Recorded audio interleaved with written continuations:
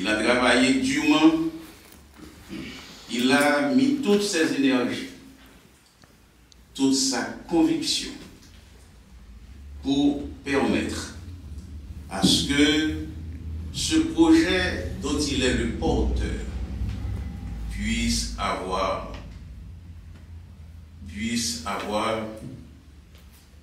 le jour, puisse voir le jour ce matin. C'est une idée qui est germée dans son cœur magnanime, son grand esprit, vouloir à des milliers de kilomètres quitter Haïti déjà meurtri. Ce n'est pas un acte facile. C'est pourquoi nous apprécions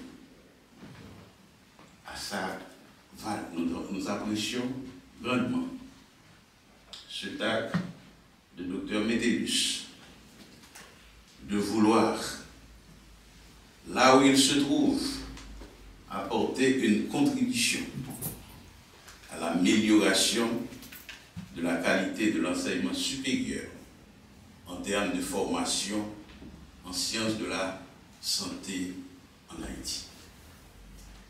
Nous voulons également remercier M. Olivier Metellus, qui a grandement contribué à la réalisation de ce projet. Il a encouragé son frère. Il lui a prodigué des conseils pour qu'il continue les démarches afin de permettre à ce projet de voir le jour.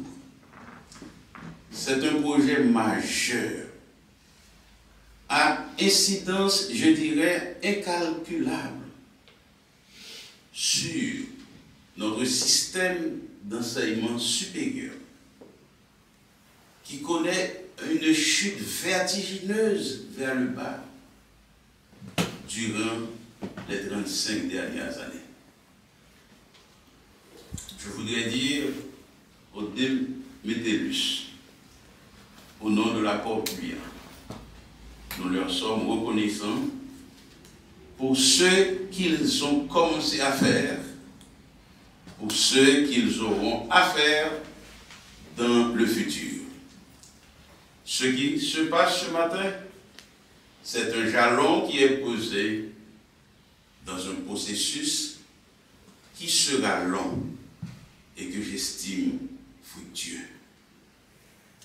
Enfin, nous remercions toutes celles et tous ceux qui sont ici par leur présence pour accorder un éclat extraordinaire à cette modeste cérémonie.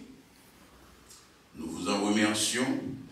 Votre présence rend effective la cérémonie. La signature de cet accord ce matin, c'est un message d'espoir et d'espérance que de Paris étant que nous sommes en train de lancer aux jeunes d'Haïti. Il y a environ 30-35 ans, l'enseignement de la médecine en Haïti, notre pays, était un enseignement de qualité. Les médecins qui étaient formés en Haïti, durant les années 60, 70 jusqu'à 80, étaient des professionnels chevronnés, respectés à travers le monde. Ils pouvaient passer leur matinée à l'ambassade des États-Unis et être reçus, que ce soit aux États-Unis, au Canada, voire même en France, comme résidents. C'était une formation de qualité. Des chefs d'État africains envoyaient leurs enfants étudier la médecine en Haïti. Je cite le cas de Feuton Malbaï, qui avait pris tous ses enfants pour les envoyer en Haïti et pour la médecine et pour les études en droit. L'école de médecine d'Haïti était la meilleure de toute la Caraïbe. Mais après les événements de 1986, nous connaissons une chute. Cette chute de notre enseignement supérieur a entraîné le pays, je dirais, dans un marasme politique, vous entendez ça à la radio, marasme économique, marasme social. Nous n'avons plus d'élite compétente maintenant dans le pays. Les quelques qui restent, on les considère comme des héros quand ils ont la possibilité de venir vivre dans un pays du Nord et qu'ils ont accepté de rester dans cette galère. Il y a un paradoxe que vous devez savoir. En 1986, nous avions une université à peu près pour 6 à 7 millions d'habitants, basée uniquement à Port-au-Prince. Au moment où je vous parle, nous en avons plus que 300, 400. 138 sont autorisés par le ministère de l'Éducation nationale, mais les centres qui fonctionnent sans autorisation sont dans l'ordre de 200 à 300. Cela veut dire que ce paradoxe dont je parle, c'est en même temps, nous assistons à un phénomène de massification. Plus de jeunes accèdent à un enseignement supérieur, entre guillemets, mais la qualité baisse. Cela veut dire que ce que nous croyons gagner en termes de quantité, nous avions tout perdu en termes de qualité. Voilà pourquoi je dis que cet accord cadre sur l'initiative des frères Métellus est un signal fort que nous allons lancer à Haïti en termes de relèvement de la qualité de l'enseignement de médecine. Les jeunes qui auront cette opportunité de venir en France pour des stages de 2 mois, ils vont recevoir une formation pratique de qualité qui va renforcer les savoirs pratiques qu'ils ont reçus. Et cette dynamique ne va pas s'arrêter là. Nous allons l'approfondir pour voir si les ressources humaines de qualité que nous avons à Paris, oui, vous êtes dans votre confort. Oui, aussi, il faut penser à ceux-là qui sont dans cette galère derrière nous. La technologie nous donne maintenant la possibilité de cette ambassade étant, de votre cabinet étant, vous pouvez dispenser des cours. Je pense que nous voulons placer notre présence ici à l'ambassade d'Haïti dans cette dynamique. C'est un message que nous lançons à ces cadres haïtiens qui sont à Paris, qui sont à Marseille, qui sont où, je ne sais pas, qu'ils doivent penser qu'il y a une possibilité de contribuer de là où ils sont, où elles sont, à un changement de dynamique dans ce pays. Je voudrais vous dire, malgré tout ce que vous entendez, le cas d'Haïti n'est pas une fatalité. Si les ressources humaines compétentes, morales, responsables et sérieuses fusionnent leurs énergies, mutualisent leurs capacités nous pouvons faire quelque chose pour ce pays. Je disais tantôt, en coulisses, même si vous êtes dans votre confort parisien, cette saleté qui se passe chez nous vous atteindra là où vous êtes. Avant tout, vous êtes haïtien. Quand on dit du mal d'Haïti, quel que soit le poste que vous occupez ici, quelle que soit la fonction que vous exercez, vous êtes mouillé et ça fait du mal. La nécessité maintenant se fait sentir pour que les cadres que vous êtes, les ressources compétentes que vous êtes, de vous joindre à l'accord Buya. L'accord Buya, c'est l'ensemble des universités privées et publiques avec comme mission de contribuer au relèvement de l'enseignement supérieur en Haïti.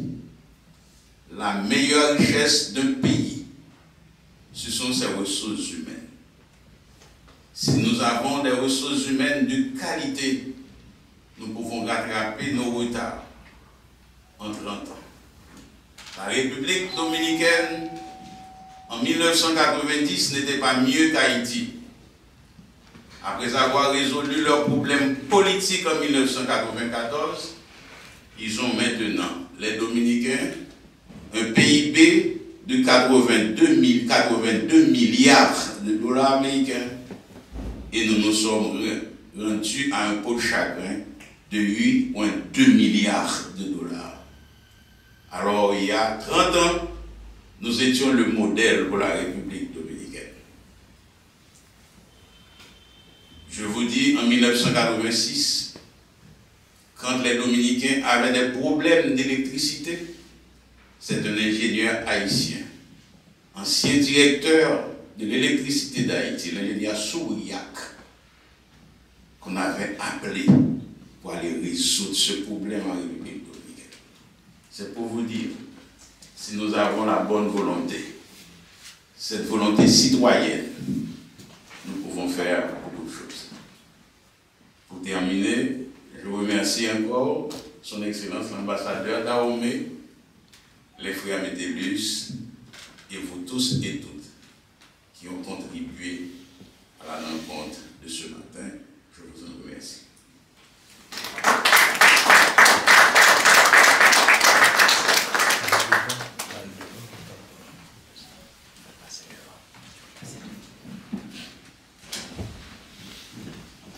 Merci beaucoup, Monsieur le Président de la ROPUA. Et à présent, j'invite le Président de la Société d'exercice libéral à responsabilité limitée, Dr. Métellus, à partager avec l'assistance ces mots des discussions au sein du centre hospitalo-universitaire de Marseille, de l'assistance publique des hôpitaux de Marseille, pour établir ce partenariat. Ça a été assez compliqué parce que même si j'avais obtenu l'adhésion, le projet avait emporté l'adhésion d'un grand nombre de chefs de service. D'un point de vue administratif, c'était très difficile d'établir des contrats de collaboration. La PHM souhaitait absolument qu'il y ait un interlocuteur unique pour mettre en place ce projet. Et c'est grâce au professeur Jean-Robert Charles, avec qui nous travaillons d'arrache-pied maintenant depuis un an, que ce projet a pu voir le jour, parce qu'il représente l'ensemble des universités, l'HUH, la Fondation Aristide, je pense que j'en ai oublié une, mais ça nous a permis d'établir cette collaboration entre ces 6 centres hospitalo-universitaires haïtiens et l'assistance publique des hôpitaux de Marseille. L'an dernier, du fait de la crise sanitaire, on n'avait pas pu conclure le projet, et puis on s'était heurté également à un certain nombre de sujets administratifs desquels on est venu à bout, grâce encore une fois à l'engagement, la détermination et l'efficience des efforts du professeur, content qu'après tant d'années, nous ayons pu aboutir à la réalisation, à la signature effective de cette collaboration. Et comme le disait le professeur Charles, j'espère que ce sera vraiment une première pierre posée, que dans le futur, on pourra créer ce type de projet avec d'autres universités en France, à Paris, à Lille, à Bordeaux ou ailleurs, et également pérenniser dans le temps et augmenter le nombre d'étudiants haïtiens que l'on pourra accueillir au Centre hospitalier universitaire de Marseille.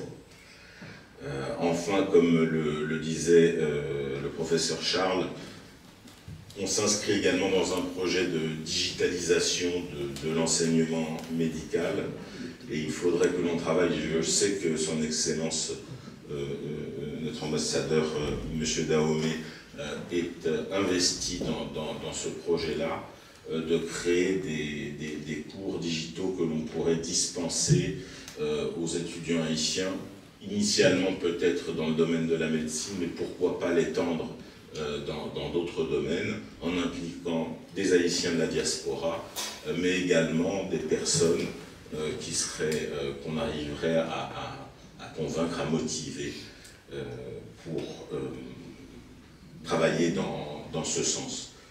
Et je dirais un dernier mot pour remercier mon frère Olivier Metellus, qui est le président de l'association des amis de Jean Metellus, qui ont un travail, qui effectuent un travail énorme depuis des années, plus sur le versant culturel, bien sûr que médical, puisque c'est mon domaine, mais c'est grâce à son énergie, son dynamisme, que j'ai pu mettre en place ce projet. Et d'ailleurs, dans le cadre de ce projet, c'est l'AAJM qui fournira une bourse, 3 bourses pour des étudiants haïtiens, pour lesquels le voyage, le logement sera totalement pris en charge, et on espère à l'avenir pouvoir dispenser plus de bourses si on arrive à trouver des partenaires. Voilà, je ne dirai pas plus. Je voudrais remercier encore une fois son Excellence, M. Dahomey, le professeur Jean-Robert Charles, toutes les personnes présentes aujourd'hui. Un mot particulier pour Dr Evry Archer, que j'avais rencontré à Lille il y a de cela 4 ans, avec le professeur d'Anvers. Merci, Monsieur le Ministre, et merci à tous.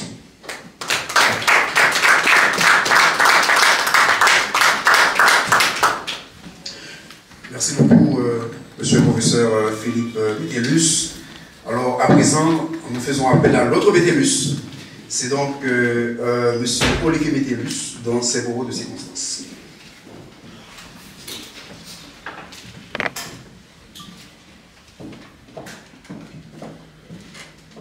Bonjour. Merci beaucoup, monsieur l'ambassadeur. Je vais être extrêmement bref, mais vous dire que tout ceci est possible grâce à un pur produit du système scolaire universitaire haïtien, qui était notre père, Jean Metellus. Donc, merci à Jean Metellus et merci à vous.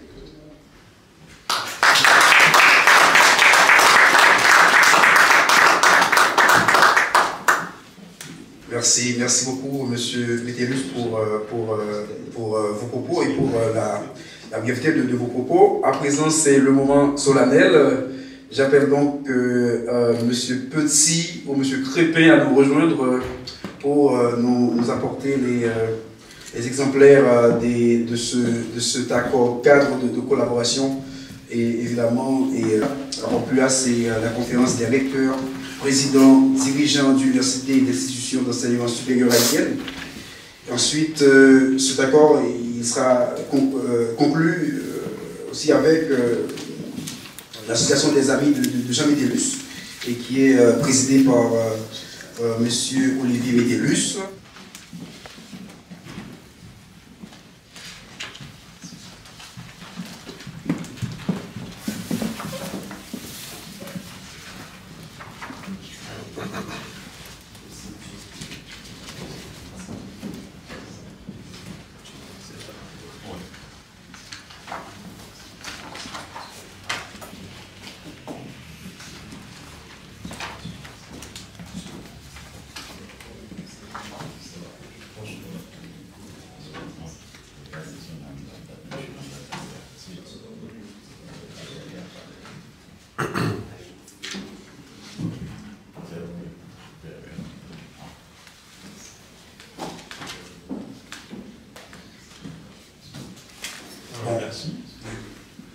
Alors, merci beaucoup à vous. Et comme je l'avais mentionné au tout début de cette cérémonie, il y a un second temps de cet événement. C'est un temps d'échange entre M. Charles et des enseignants, des professeurs qui évoluent à Paris, qui donnent des cours, qui dispensent des cours dans des universités en France, et avec qui, effectivement, M. Charles souhaitait échanger sur un projet de l'accord PUA. Ce projet porte évidemment sur la mise en œuvre d'une école nationale de doctorat. Donc, peut-être, j'appellerai peut-être si M. Charles le souhaite à exposer un peu le projet à ces enseignants, à ces professeurs qui ont fait des déplacements, et peut-être pouvoir avec eux comment ils comprennent la démarche et comment ils souhaitent collaborer. Merci beaucoup. Merci, monsieur le ministre conseiller. Encore, chers amis, chers compatriotes, vous savez que nous ne produisons pas nos propres ressources humaines. Les ressources humaines capables de produire des savoirs, on les forme au niveau postgradué, master, doctorat.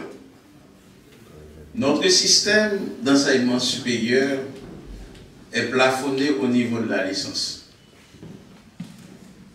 Il y a, certes, certaines universités qui ont des programmes de maîtrise, particulièrement l'Université d'État d'Haïti, à travers l'École normale supérieure, avec certaines coopérations de la coopération française et de l'Agence universitaire de la francophonie. Surtout, ces jeunes sont allés anciennement à l'Université Antilles-Guyane, maintenant qui est l'Université des Antilles. Il y a quelques programmes de master, master 1 ou master 2. Mais ça ne suffit pas. Au niveau de la licence, on ne forme pas une ressource humaine compétente capable de créer des savoirs. C'est à partir de la recherche qu'on peut créer des savoirs. C'est une lacune que nous avons dans notre système. Et quand on veut créer, former ces ressources humaines compétentes, on les envoie à l'étranger, à Paris, aux États-Unis, en Espagne, avec des bourses. Mais vous devez savoir, il y a deux types de savoirs. Il y a les savoirs opérationnels et les savoirs structurels.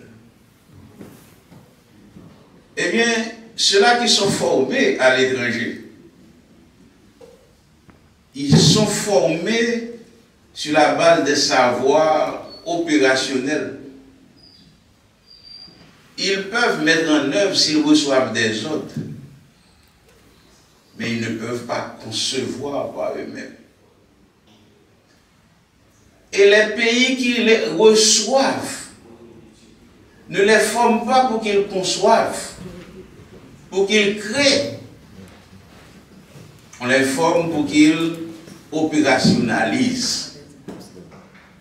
C'est pourquoi nous avons beaucoup d'Haïtiens qui ont étudié à l'étranger, mais qui arrivent en Haïti, qui opérationnalisent, mais qui ne peuvent pas créer de nouveaux savoirs. C'est pourquoi c'est un pays qui est bloqué. Les Antillais, ce qu'on appelle la France d'outre-mer, même avec la France, ils ont créé leur propre système. On donne des masters et des programmes de thèse à l'Université des Antilles, tout près de nos Républiques dominicaines, dans majeures universités telles que au Camaïmaï,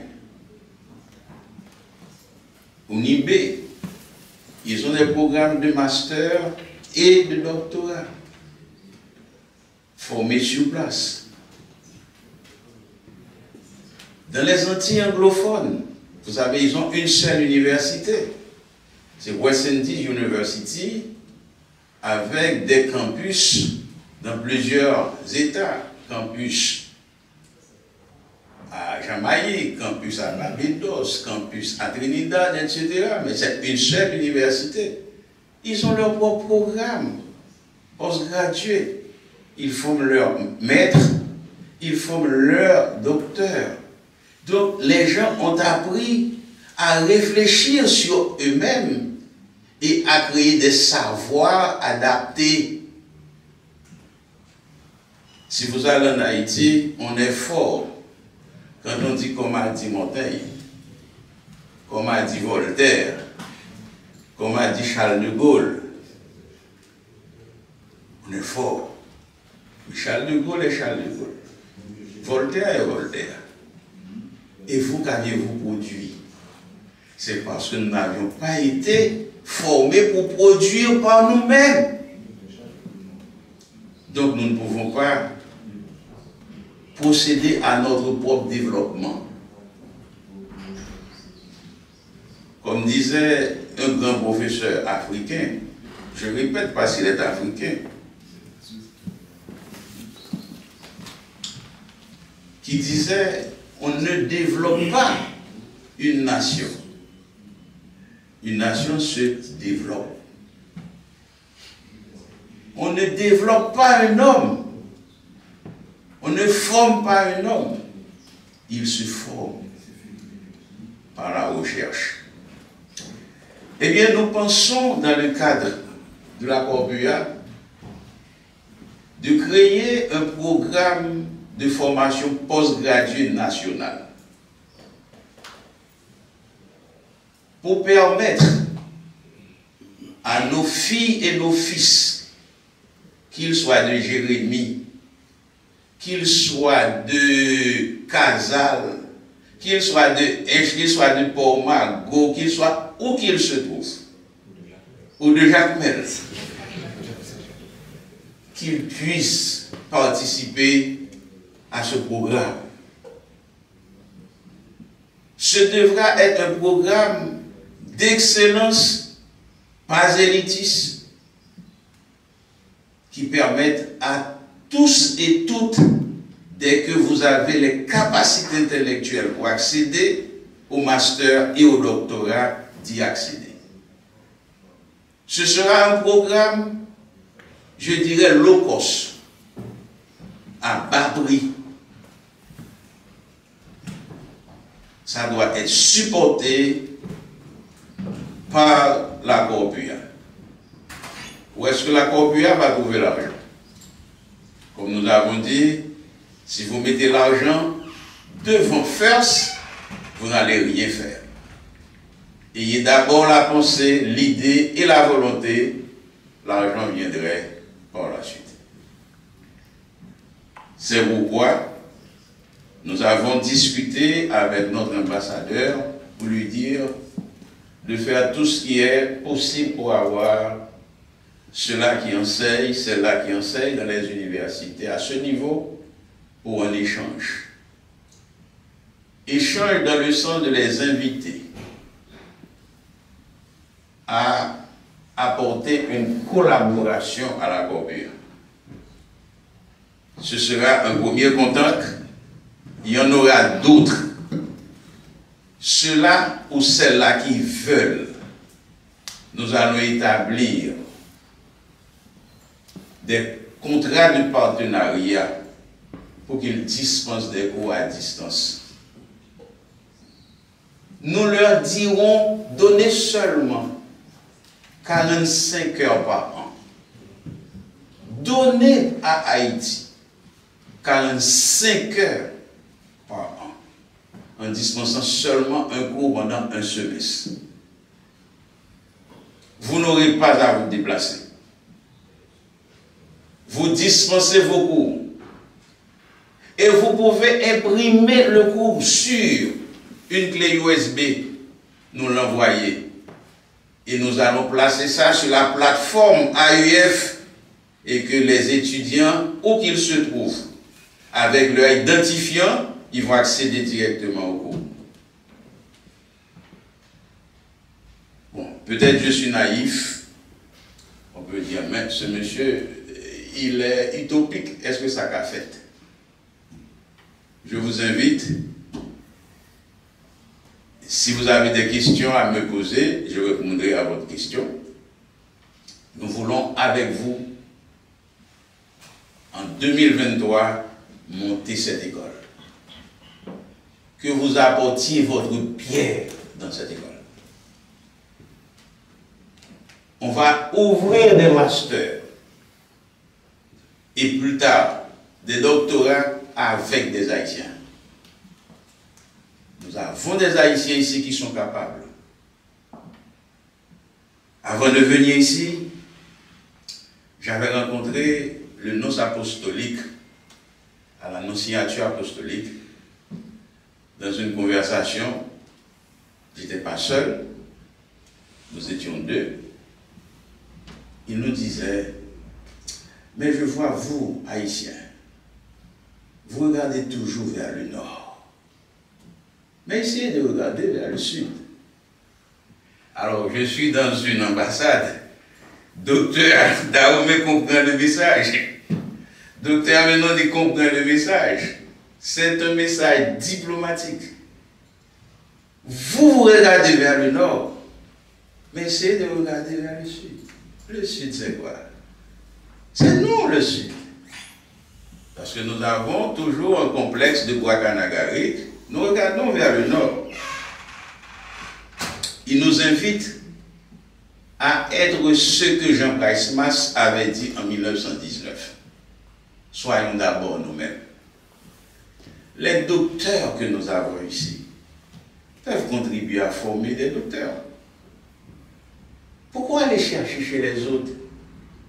Et qui viennent, qui nous donnent un savoir au rabais. Et vous, si vous donnez un savoir, ça viendra d'abord de votre esprit et aussi de votre cœur. Je pense, c'est le message que je voudrais partager avec vous. Nous voulons créer cette école et peut-être vous aurez à participer à la cérémonie via Zoom. Nous avons monté ce projet avec l'ambassadeur plénipotentiaire d'Haïti à Madrid et maintenant l'ambassadeur plénipotentiaire de Paris nous rejoint. Nous allons faire un faisceau. Je n'ai pas encore la date, mais cet été, on fera l'inauguration. Et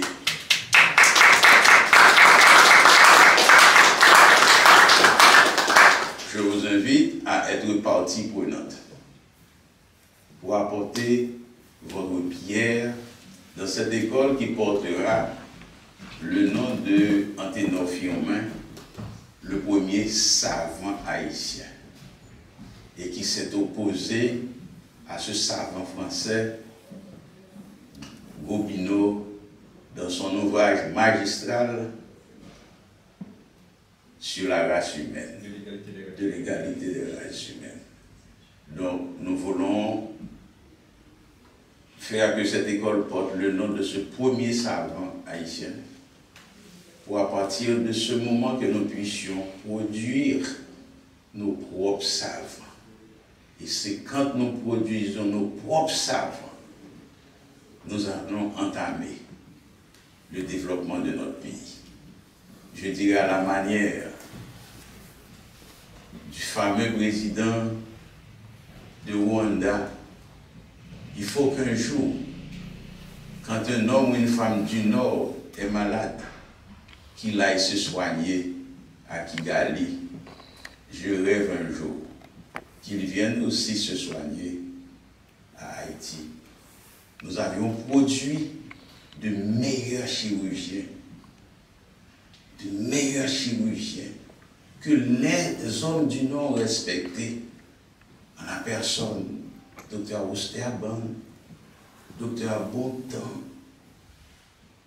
Dr. Boris, que les Américains invitent à venir opérer pour des cas difficiles à Jackson Memorial Hospital. Pourquoi nous ne les avons pas? Je vous invite et je suis à votre disposition pour des questions.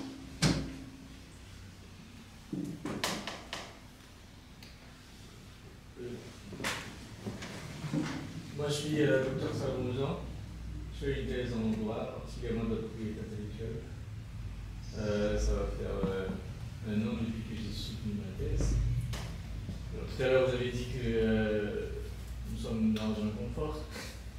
Alors, et je pense que apparemment, ça ressemble à un confort, mais nous ne sommes pas vraiment dans le confort. Il y a la misère.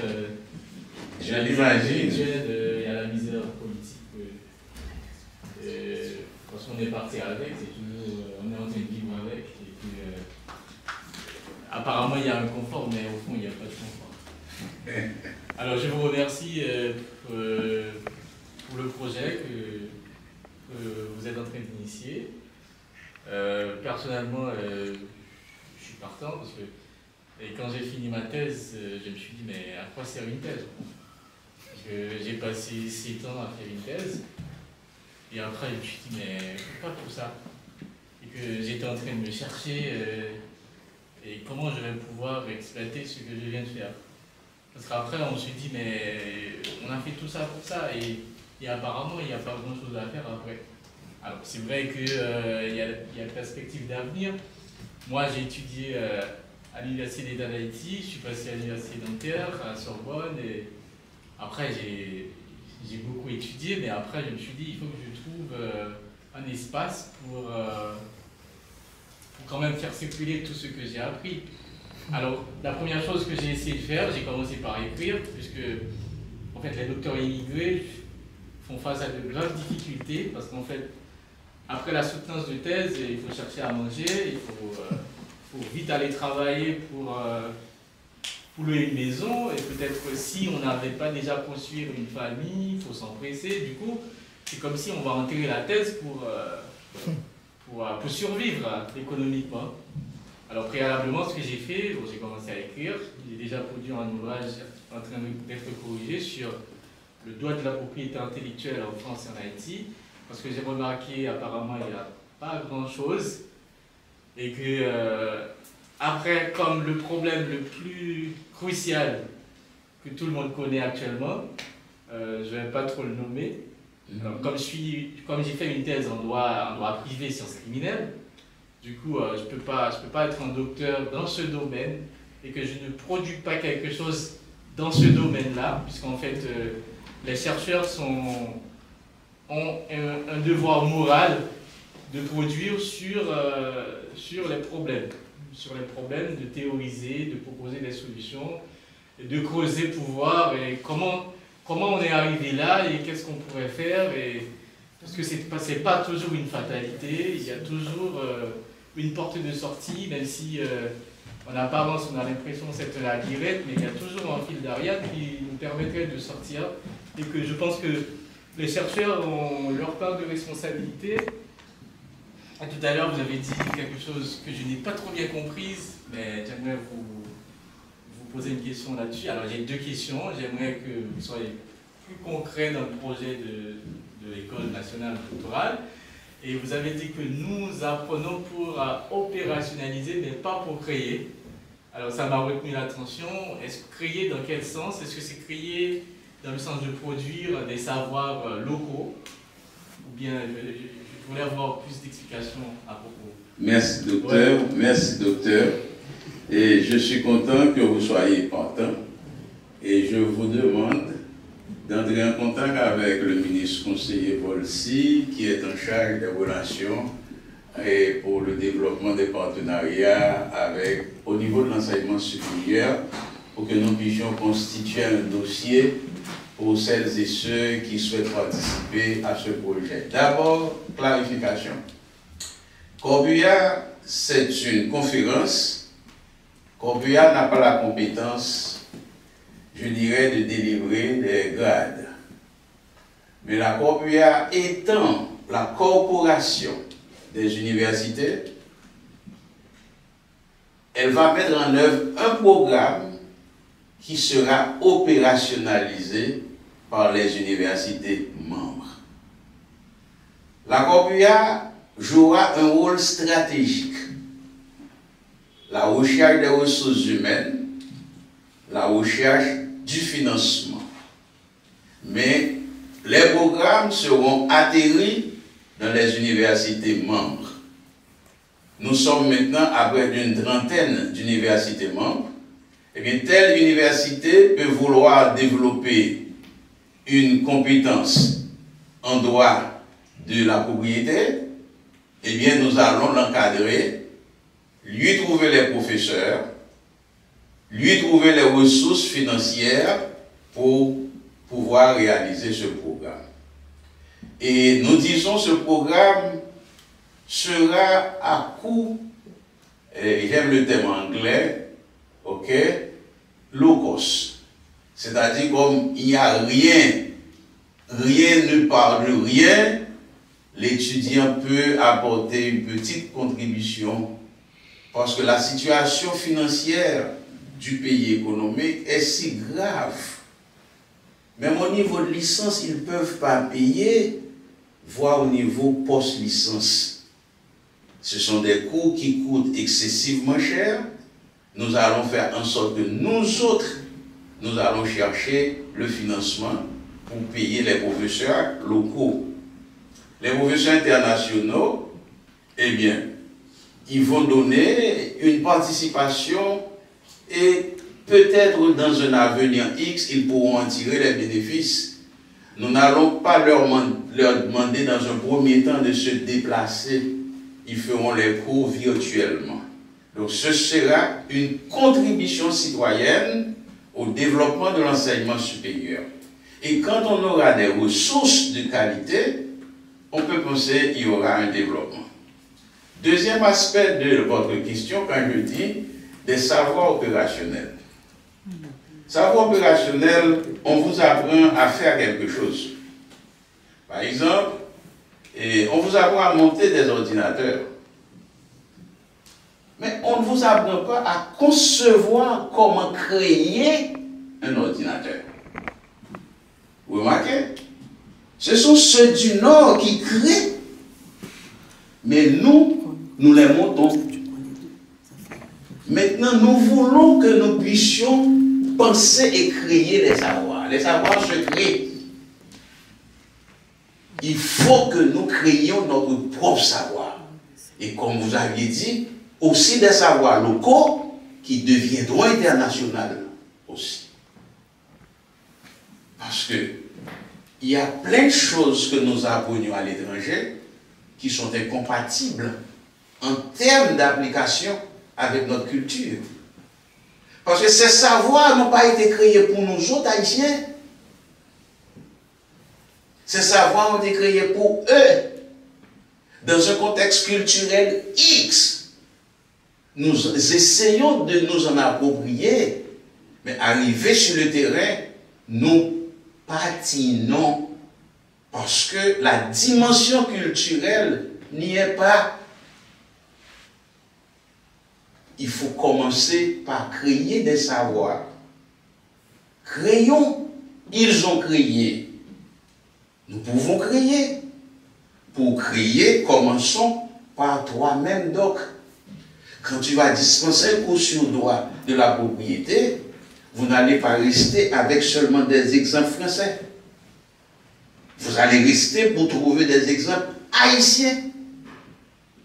Et pour résoudre le problème à partir de ces ressources, et finalement, les savoirs deviendront des savoirs internationaux. On va les apprendre aussi. Quand nous aurons créé des savoirs qui s'imposent, ils viendront aussi. L'exemple nous a démontré lors de la pandémie combien de remèdes haïtiens ont bien acheté, combien de cocktails haïtiens qui sauvent.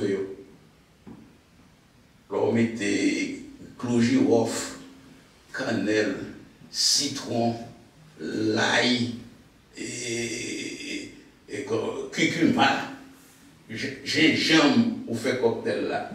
Yo pas tout li bon, mais yo boire les sauver. C'est parce que ou pas développer savoir scientifiquement. Nous devons arriver maintenant à un moment où nous devons pouvoir développer des savoirs scientifiques à partir de nous-mêmes.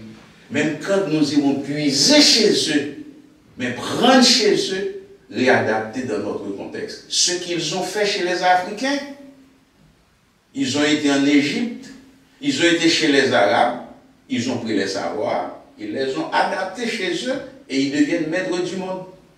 Alors, voilà ce que je voulais vous dire. Donc, nous devons créer nous-mêmes nos savoirs à partir de nos propres écoles. Merci. Bonjour. Bonjour. En fait, je vous remercie pour cet accord. Et je souhaite justement réagir sur la dernière question et assister à ce débat. Je suis un peu mitigée parce que je me demande est-ce qu'il n'y a pas une réticence aussi parce que là, vous avez parlé donc osons être nous-mêmes. Est-ce qu'il n'y a pas une réticence à être nous-mêmes? Et concernant aussi la production de savoir, comment c'est accueilli aussi quand vous dites qu'on apprend à l'étranger et puis je ne me suis pas présentée, je suis docteur en médecine, donc c'est en médecine, en psychologie, donc la santé mentale, plus, j'enseigne à Paris Descartes. Donc je vois que pour ma thèse, pour ma recherche, j'ai voulu la faire en Haïti. Alors que je travaille pour la mairie de Paris, je pouvais aussi faire mon travail avec les enfants de l'ASE de Paris, mais j'ai voulu le faire en Haïti. Mais sauf que en arrivant sur le terrain, donc il y a beaucoup de réticence qui fait que ce travail que je veux faire pour Haïti, donc j'étais confrontée à beaucoup de difficultés. C'est-à-dire, en même temps, vous dites qu'il faut apprendre, donc ce que j'ai appris, ma recherche, je voulais faire profiter Haïti, mais sauf que dans la concrétisation, ça prend beaucoup de temps, ça prend beaucoup de compréhension, et actuellement, j'ai terminé le travail, donc que je veux faire profiter, mais quelle institution, à qui s'adresser? Donc ça, c'est une des difficultés. Par rapport à ça, je dirais aussi, est-ce que les docteurs, les chercheurs, chercheuses qui évoluent en France ou ailleurs ne produisent pas pour Haïti? Je ne crois pas. Mais est-ce qu'il y a en Haïti une structure ou une institution qui, comment dire, qui accueille, ou du moins, c'est même pas accueillir, toutes les recherches qui ont été faites, qui les prend en compte et qu'est-ce qu'on en fait? Par exemple, en parlant en médecine, je sais qu'à l'université, j'ai commencé mon master à l'université Lyon 2, on parlait du déni de grossesse. Donc, le déni de grossesse, ce n'est pas une réalité haïtienne. En Haïti, nous avons la grossesse nerveuse qu'on appelle en créole perdition. Donc, j'ai fait une recherche, c'était juste un devoir que j'ai fait, et la prof a demandé de faire un article. Donc, je l'ai fait. Mais comment ça peut profiter à Haïti, où j'ai parlé de ce qui existe en France, où j'ai pas voulu rester sur le déni de grossesse parce que je ne connais pas, mais la grossesse nerveuse, mais quelle institution en Haïti qui prend en compte les recherches qu'on fait? C'est-à-dire qu'il y a des productions, on crée des choses, mais comment c'est accueilli? Qui les accueille? Donc je pense que c'est à ce niveau-là, justement, donc je comprends votre projet, ce que vous souhaitez faire, mais c'est pas, on n'apprend pas, c'est pour ça que je dis que c'est mitigé, on n'apprend pas, on crée aussi. Mais comment c'est accueilli? Comment, lorsqu'on amène ça sur le terrain, qu'est-ce qu'on en fait? Donc voilà, donc c'est le nom quoi, docteur? C'est Joseph Neftali. Ok, docteur Neftali, merci. Mais écoutez, le problème est déjà résolu. Voici la plateforme Corpua. Corpua est la plateforme maintenant. C'est la conférence des recteurs qui réunit toutes les universités privées et publiques d'Haïti. Avant, il n'y avait pas cette plateforme. Vous êtes en France, mais CPU existe depuis des années, la conférence des présidents des universités de France. Cette conférence est née dans la foulée de 12 janvier. Nous sommes en retard. Je ne sais pas pourquoi je ne vais pas rentrer dans ce débat. Mais maintenant, nous avons la plateforme. Je vais vous communiquer nos adresses électroniques. Envoyez-nous vos productions. On va les publier. Nous avons un site. Nous avons déjà une structure qui s'appelle Grand Conseil Scientifique, présidé par le Dr Olivier, pour faire la promotion, pour publier. Nous travaillons maintenant sur un journal scientifique. Ça peut vous étonner. Américain qui parle, Français qui journal parle. Mais nous, si nous faisons, il y a des concours scientifiques, nous ne pouvons pas publier. Mais il faut que nous commencions aujourd'hui. Pour que dans 20 ans, ça y est. Nous ne pouvons pas connaître après 1000 ans. Avec la technologie, nous pouvons aller aussi vite. Donc, installer, la plateforme est là. Je vais vous donner ma carte de visite. Vous allez rentrer en contact avec nous. Je vais vous donner un vis-à-vis, Dr Olivier, et vous allez travailler avec. Il y a l'association également des psychologues pour les maladies mentaux. Je vais vous mettre en contact avec Dr. Vous y êtes membre? Pour Haïti? Oui. Vous connaissez René Domersan? Je vais aménager tout ça pour vous, pour que vos productions puissent être connues dans notre pays. En fait, je pense que c'est pas plus que nos productions soient connues. Moi, je ne parle pas de moi, parce que je parle aussi des autres chercheurs, chercheuses, mais aussi haïtiens, parce que quand on travaille, aussi quand on fait une recherche, on ne trouve pas aussi d'articles écrits en Haïti. Alors que tous les ans, je sais que pour la médecine, il y a des thèses. Mais comment aussi faire en sorte que ces thèses d'Haïtiens en Haïti soient aussi accessibles à ceux qui sont en France, quand ils font leur production, peut-être citer ces personnes-là aussi. Parce que c'est des travaux qui sont très intéressants. Je pense que c'est dans les deux sens. C'est pas que nous, on apporte aussi, quand on fait nos recherches, on a besoin de références. Là, comme vous l'avez dit, c'est mitigé. C'est une question de structure qui n'existait pas. Mais il y a des travaux, les travaux qui sont faits au niveau de la licence, ce ne sont pas vraiment de la recherche. Je dirais c'est un...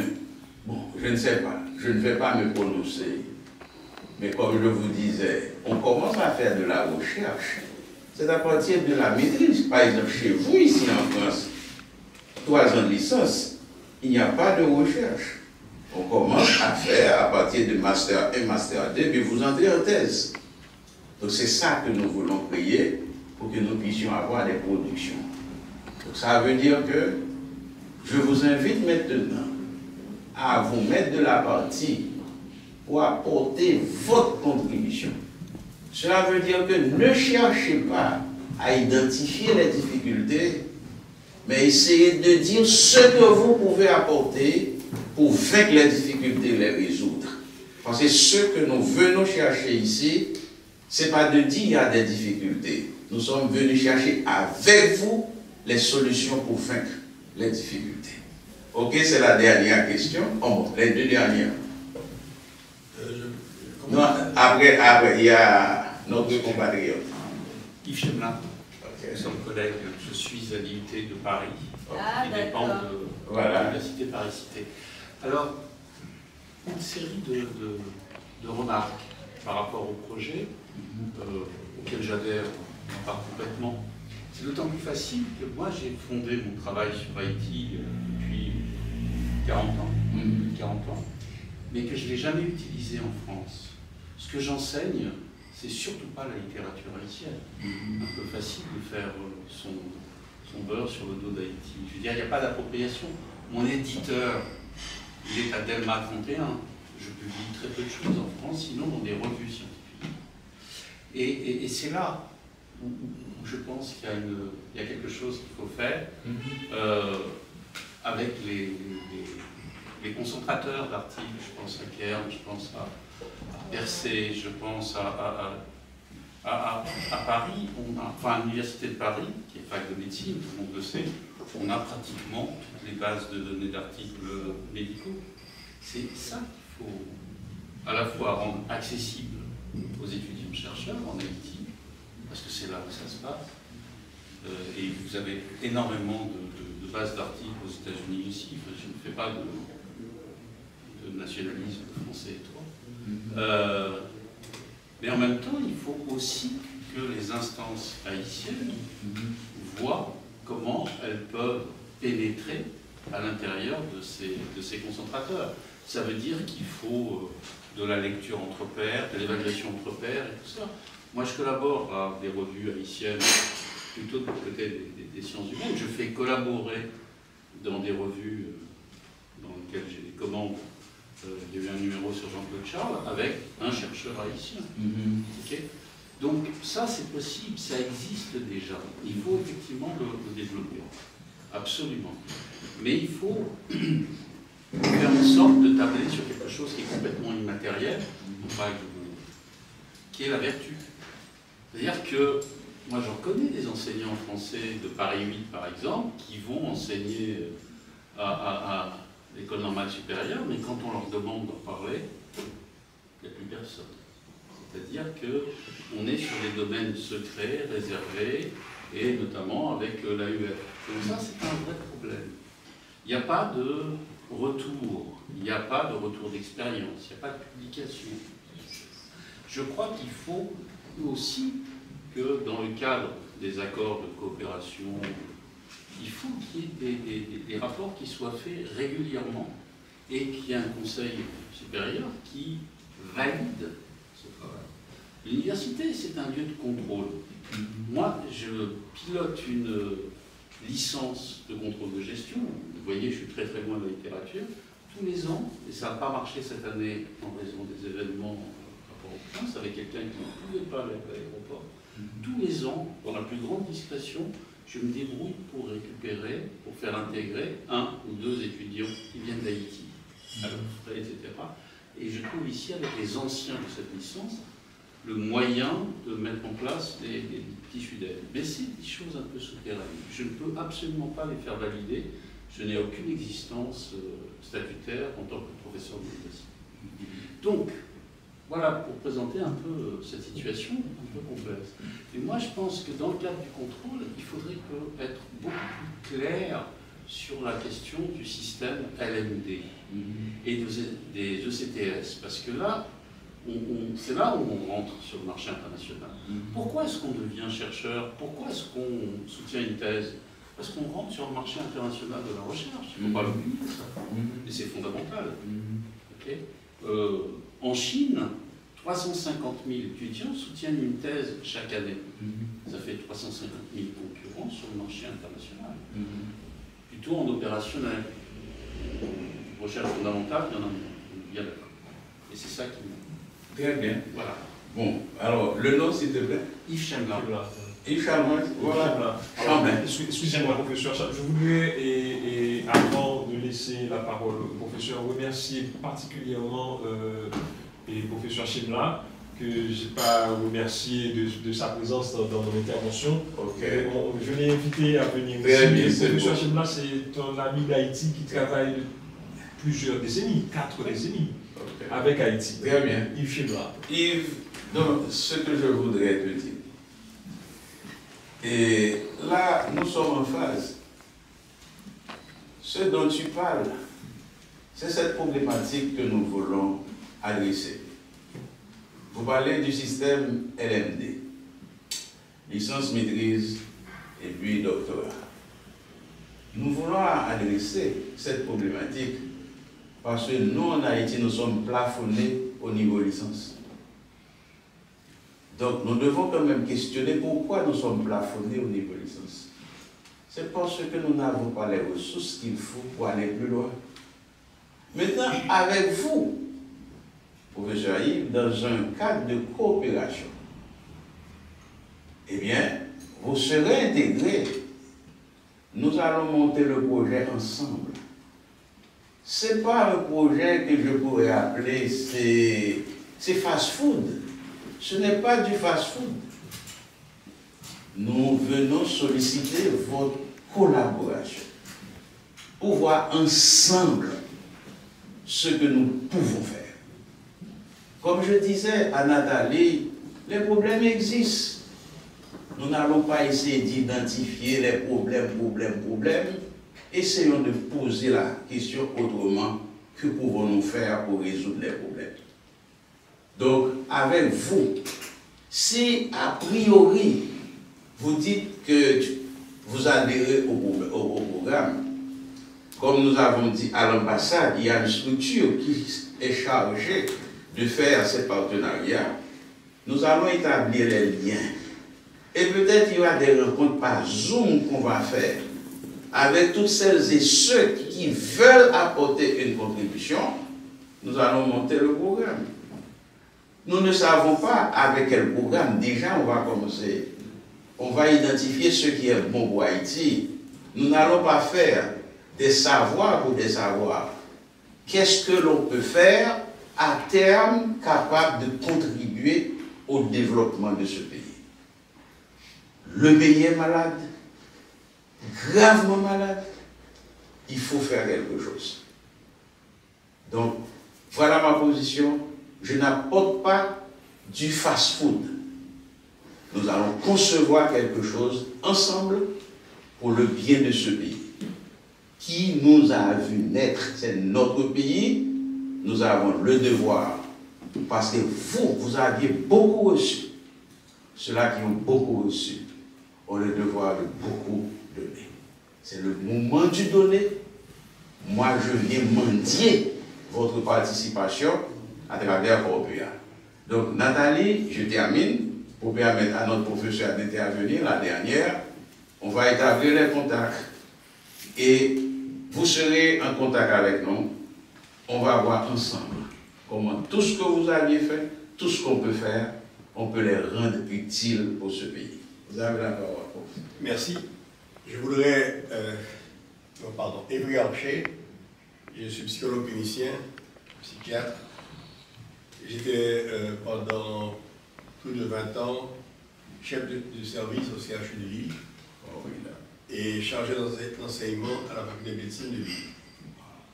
Je suis aussi criminologue, j'étais pendant une dizaine d'années vice-président de l'Association française de criminologie et pendant peut-être plus encore président de l'Association des psychiatres qui travaillent en prison en France. Je remercie vivement tous ceux qui ont pensé et mis en œuvre cette initiative, ce programme, qui me touche beaucoup, qui interroge beaucoup de choses en moi.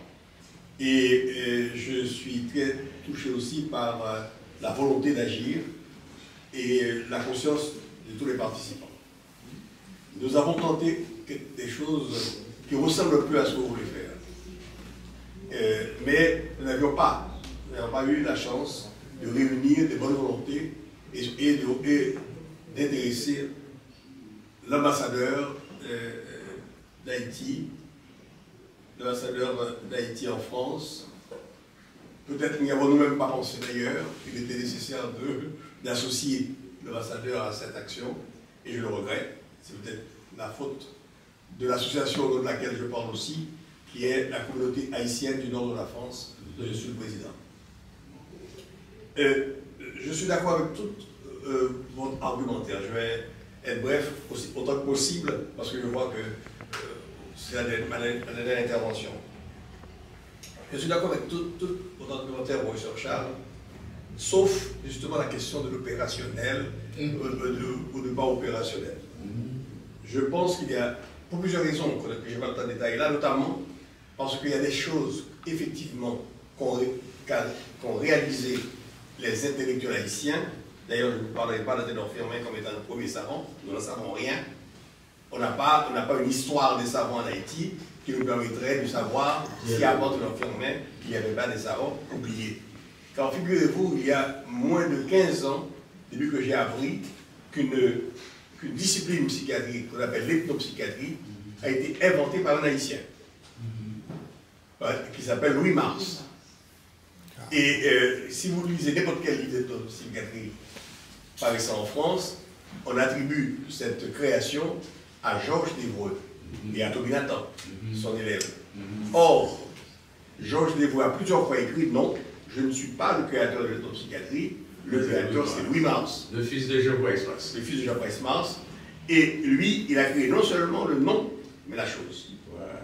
Bon, j'ai les références, mais les gens ne veulent pas faire savoir que tel ou tel haïtien, quand il y a des gens, vous voyez souvent, a créé ceci ou a fait cela. C'est de savoir, et d'ailleurs Louis Mars lui-même l'a dit, on méprise trop souvent la richesse des pauvres, la richesse culturelle des pauvres. Et donc, il y a mais il y a autre chose aussi. Je pense que vous m'avez forcé à parler de ce que je fais en disant qu'on ne crée pas. Parce que je peux dire que j'ai créé des choses. Mais je ne suis pas le seul. J'ai créé par exemple ce qu'on appelle l'âtre, qui est une structure que nous avons inventée à Lille et qui maintenant se développe dans toute la France. C'est tout simple. C'est que quand un toxicomane sort de prison, eh bien, nous créons une structure spéciale où il reste 1 mois ou 2 pour le sevrer mieux qu'en prison, par des moyens psychologiques et psychiatriques, et aussi s'assurer où il va continuer à vivre. Si c'est dans le même milieu où il a consommé beaucoup de drogue, ou bien si c'est une autre solution qu'il faut trouver avec lui et pour lui. Voilà. Bon, je pourrais parler aussi du traitement des auteurs d'agressions sexuelles. C'est tout à fait au début de ma carrière à Lille, donc il y a plus de 21 ans, que nous avons commencé à lancer une action pour traiter les auteurs d'agressions sexuelles en France. Avant d'être responsable du service de psychiatrie au CHU de Lille, d'un service de psychiatrie au CHU de Lille, j'étais psychiatre d'enfants et d'adolescents. Et j'avais vu des enfants victimes d'agressions sexuelles, et que j'ai été nommé chef de service responsable de la psychiatrie en prison de Nord-Pas-de-Calais. À ce moment-là, j'ai découvert des auteurs d'agressions. Et ça m'a beaucoup choqué, et donc je travaille à ce sujet.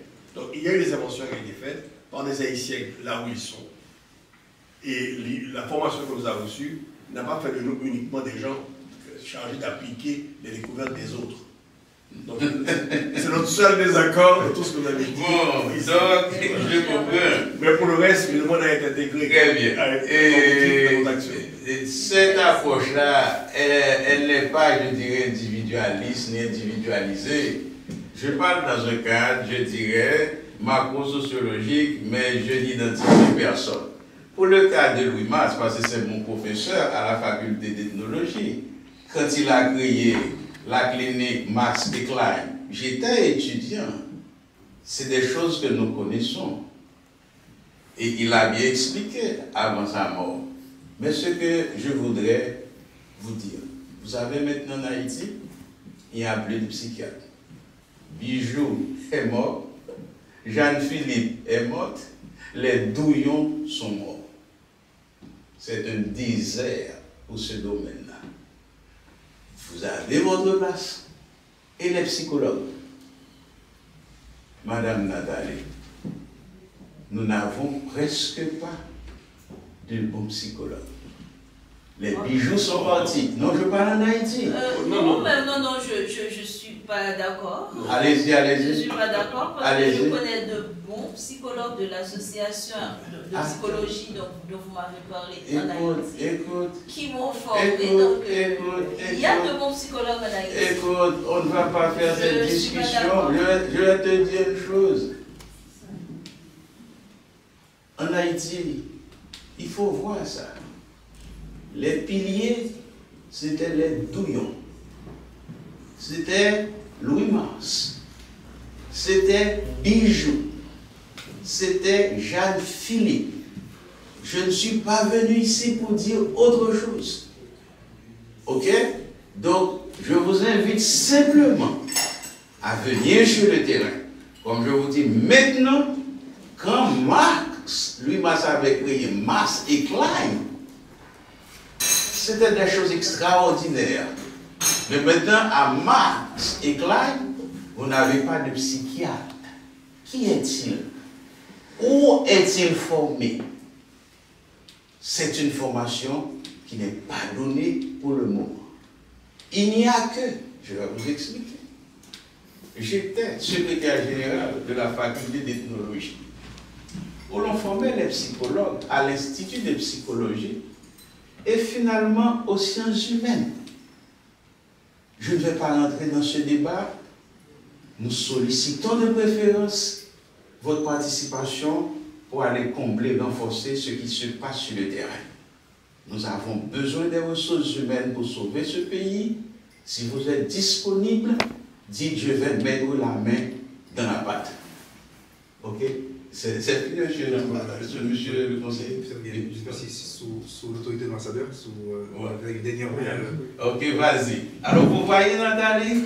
Donc, alors, je vous apporte quelque chose, mais on a besoin de toi, Nathalie. Vas-y, mon ami. Bonjour à tous, je suis Moïse Jean, docteur en droit public. Je travaille à l'Université Paris-Nanterre et à l'Université Picardie-Joubert. Je suis très heureux d'être là. Merci pour l'invitation, cher ami. Voici, merci à l'ambassade et à tous les partenaires pour ce programme qui vraiment va aider à nos jeunes haïtiens qui sont dans le pays de pouvoir venir ici pour mettre en pratique ce qu'ils ont appris pendant leur cursus. J'ai bien suivi votre intervention, Monsieur le Président, et je suis d'accord avec la majorité de ce que vous dites, mais j'ai quand même certains inconforts sur quelques points. L'un de ces points a été déjà souligné par certains de mes collègues, c'est tout d'abord la question de des connaissances, des savoirs. Et quand vous avez dit ça, j'étais en train de me demander, est-ce que, je suis désolé de ce que je vais dire, est-ce que finalement, dans ces pays du Nord, vous avez une université qui fonctionne différemment, qui reçoit des étudiants en fonction de leur nationalité, qui leur donne un enseignement distinct en fonction de cette nationalité. J'étais en train de me poser cette question. Me dire, est-ce que quand quelqu'un vient d'Haïti ou de la République dominicaine pour étudier en France, par exemple, est-ce qu'il ne s'assoit pas dans le même amphithéâtre que l'étudiant français? Est-ce que l'étudiant haïtien reçoit un enseignement qui est différent de celui qui est enseigné aux Français? Alors, pour vous dire, moi, je pense que le problème a été déplacé, ou est déplacé dans un certain sens, parce que, justement, nous avons beaucoup d'Haïtiens qui sont des scientifiques qui sont formés à l'étranger et qui sont disponibles pour aller contribuer, apporter leur contribution au développement du pays. Mais certains d'entre eux ont fait l'expérience, ils sont retournés en Haïti et très souvent, ils restent en marge du système, même de l'université, quelquefois, ils ne sont pas accueillis au sein de l'université. Du coup, beaucoup d'entre eux sont repartis dans les pays où ils ont été formés. Donc, du coup, quelque part, il me semble que le problème n'est pas totalement un problème d'abord, en fait, ce que je viens de dire là revient à une autre préoccupation que j'avais, c'est quand vous avez dit que, en fait, quand vous parliez, j'ai comme l'impression qu'il y avait certains reproches que vous nous faisiez. C'est comme si on risque de me tromper. Oui, jamais. Ce que vous disiez. Non, ça jamais. Non, c'est comme si on ne regardait pas du tout vers le sud. D'accord, on se focalise sur le nord. On reste vers le nord, donc le sud ne nous intéressait plus. Donc, vous me permettez une parenthèse? Oui. Je vais vous expliquer ça. C'est un diplomate de haut rang, dans une conversation qui avait dit ça. Nous regardons vers le nord, mais jamais vers le sud. Qu'est-ce qu'il voulait dire? Nous avons à peu près 8 ambassadeurs latino-américains contre à peu près l'Union européenne, l'Allemagne, la France le Canada compte 4 ambassadeurs du Nord. Mais quand nous avons nos problèmes, nous allons vers chez ceux du Nord. Mais les 8 du Sud, nous ne les considérons pas. C'est ça qu'ils voulaient nous faire voir. Et, mon ami, n'ayons pas peur de nous mettre en question. N'ayons pas peur de nous critiquer. Ce problème a été posé dans Ainsi par la LOC en 1919. Nous devons nous questionner. Je ferme la parenthèse, mais je n'ai pas de reproche à vous adresser parce que nous avons besoin de vous. Ok, je ferme. Alors c'était juste pour vous dire que il y a du bon aussi chez vous. Nous devons exploiter ce qui est bon chez vous.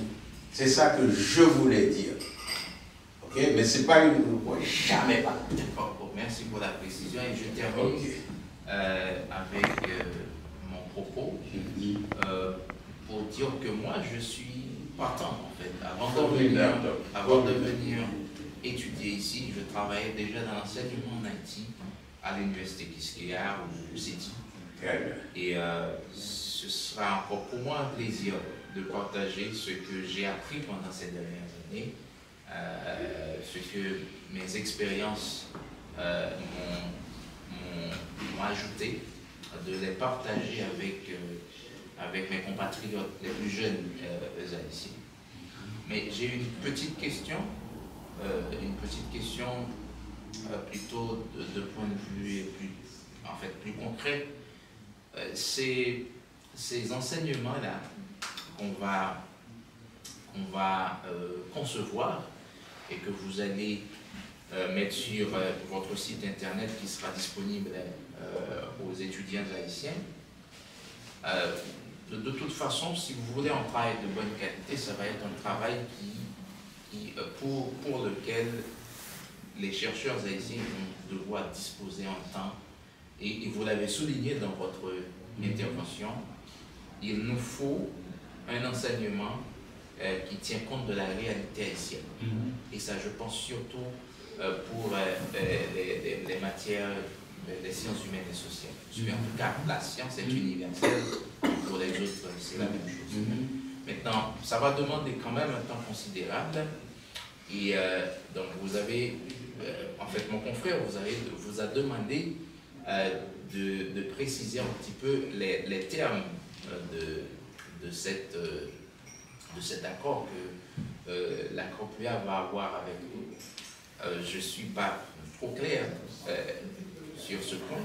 Et la dernière chose que je vais demander de vous demander, et je vais être très bref là-dessus, c'est est-ce qu'on va procéder de la même façon qu'un enseignant classique qui dispense ses cours, qui fait ses contrôles et qui corrige qui donne ses examens et qui les corrige. En fait, est-ce que nous, en étant en France, depuis la France, est-ce qu'on va faire ces mêmes choses? Formidable. Cette expérience, on l'a expérimentée en Haïti. Il y a un institut qui s'appelle l'Institut de technologie ISTEA, qui a comme directeur général l'un de nos meilleurs spécialistes en réseautage à l'Université de Montréal, Samuel Pierre, que peut-être vous devez connaître. Et il a mobilisé des enseignants de la France à travers un mouvement qu'il avait monté en 2010 qui s'appelle GRAN.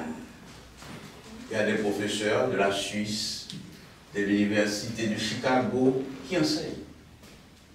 Vous avez la maîtrise totale de votre enseignement, de A à Z. Ils ont une plateforme bien montée et vous faites tout, vous faites vos corrections, etc. Et il y a la possibilité également, à travers la plateforme, que les corrections se fassent automatiquement si vous voulez. C'est à vous de bien concevoir et d'envoyer sur la plateforme. La technologie est là, et bien l'étudiant place son devoir et la correction est automatique. Donc à ce niveau-là, vous avez la maîtrise totale. l'accord qu'on aura à signer avec vous, comme je vous dis, moi j'ai un comportement institutionnel. Nous avons une ambassade. Nous avons un ambassadeur, il a un rôle à jouer. Et lui, il veut jouer le rôle, nous allons lui permettre de jouer le rôle. C'est-à-dire, à partir de cette rencontre-là, toutes celles et ceux qui sont intéressés au projet, on va voir monsieur le ministre conseiller qui est chargé du dossier. On va commencer par monter un dossier. On va avoir des rencontres via Zoom. On va travailler ensemble et on va déterminer les termes de référence ensemble. Ce n'est pas quelque chose qu'on va faire pour faire. Nous voulons qu'elle soit pérenne. Moi, j'ai un mandat de 3 ans. Eh bien, je ne suis pas pérenne là où je suis. Mais nous voulons construire quelque chose pour Haïti avec vous. Cette démarche, c'est la première étape. Bientôt, je serai à Montréal. Je serai à Miami, qui est la capitale des diasporas haïtiennes. Et en Allemagne, nous avons un ambassadeur qui a le dossier en main qui travaille là-dessus. Excusez-moi, à Madrid. Donc ce dossier sera pris en main par notre ambassadeur et je vais faire ça pour que nous puissions monter une banque, je dirais, de ressources humaines de la diaspora et qu'on pourra utiliser dans le cadre de ce projet. Donc, comme je disais, c'est l'idée, nous l'avions votée déjà. C'est voté au niveau du conseil d'administration de Corpua. Maintenant, nous sommes en train d'aller vendre le projet, de trouver des adhérents et de travailler avec les adhérents. Nous avons déjà une commission qui travaille. Il y a le président de ce programme, c'est le Dr Larieux. Nous avons Fritz Olivier également, qui travaille. Il y a une équipe qui travaille sur le dossier à l'interne. Mais nous allons travailler à l'externe avec vous, échanger tous les instruments. Vous allez apporter votre input. Si ça n'a pas abondé, non à changer ça, etc. Parce que nous devons changer la dynamique. Pour répondre à votre question, quand j'ai parlé de ceux-là, qui sont formés, je me pose la question. Vous allez maintenant en République dominicaine. Ils ont tout. Ils sont allés se former en Espagne. Mais ils ont compris la nécessité. Ils doivent avoir leur propre docteur formé chez eux. On le fait à Wassendi University, à Monaco-Campos. Mais pourquoi nous autres Haïtiens, nous ne pouvons pas le faire? Là, la petite Guadeloupe, ils ont leur programme. Nous sommes en relation avec eux. Le 20, nous allons avoir une rencontre pour mutualiser nos ressources, pour voir que ceux qui sont en train de faire en Guadeloupe, si nous ne pouvons pas en bénéficier, parce qu'ils ont une plateforme déjà, nous pouvons avoir le même programme de master en physique, même programme de master en mathématiques avec eux. Qu'est-ce que nous sommes en train de faire? C'est de créer une pôle d'excellence du Sud. Il faut prendre la décision de commencer à nous libérer. Ok, merci.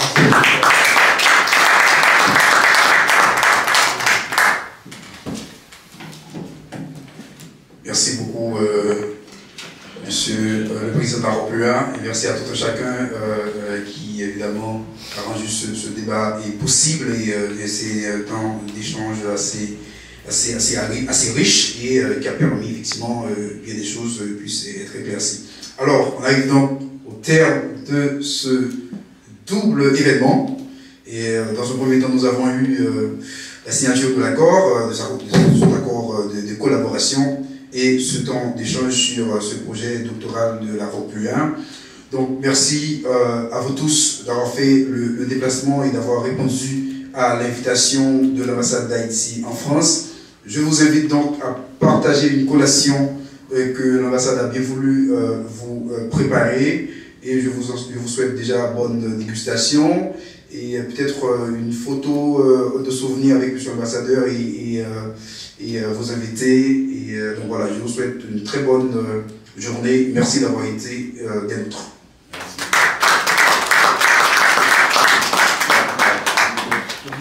J'aimerais remercier Flash Live, remercier tout le monde qui a fait déplacement pour assister à la signature à COSA que nous faisons avec c'est entre Corpua. Corpua, c'est la conférence des présidents de l'université haïtienne,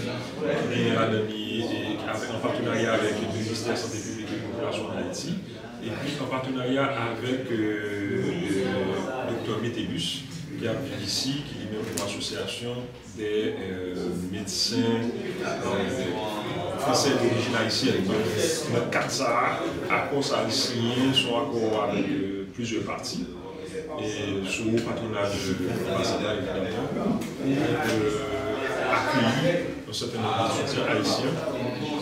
Et suite ça, nous, les étudiants finissent en Haïti, les étudiants ont fini et études universitaires locales festival ici. Avec une satisfaction que nous signons à COSA et en sachant que son rapport est très utile à la communauté, notamment à la communauté universitaire en Haïti.